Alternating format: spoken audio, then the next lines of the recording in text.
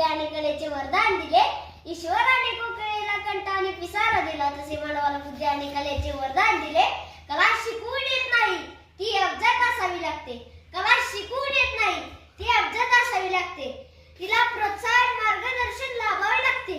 मग आपल्या अलौकिक एक व्यक्ती यशवंतराव चव्हाण यांच्या प्रतिमेस कार्यास वंदन करून सन्माननीय व्यासपीठ, आदरणीय गुरुजन व इथे जमलेले माझ्या बालमित्रांनो, आधुनिक महाराष्ट्राचे शिल्पकार यशवंतराव चव्हाण यांचा जन्म 12 मार्च 1913 रोजी सांगली जिल्ह्यातील देवराष्ट्र या गावी झाला. त्यांच्या आईचे नाव विठाबाई व वडिलांचे नाव बळवंतराव होते. त्यांचे वडील लहानपणी वारले.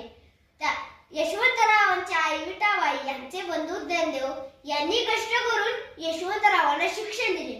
यशवंतरावांचे प्राथमिक शिक्षण कराड येथे झाले व उच्च शिक्षण कोल्हापूर व पुणे येथे घेतले व ते BA झाले.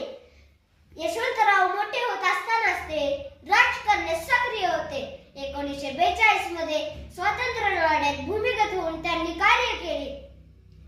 1 मे 1956 मध्ये स्थापन झालेल्या द्विभाषिक मुंबई राज्याचे पहिले मुख्यमंत्री म्हणूनही त्यांचीच निवड झाली. यशवंतरावांना लहानपणापासून कीर्तन भजनाची आवड होती. पुढे त्यांनी गांधीजींच्या असहकार चळवळीत एक सत्याग्रह म्हणून उडी घेतली.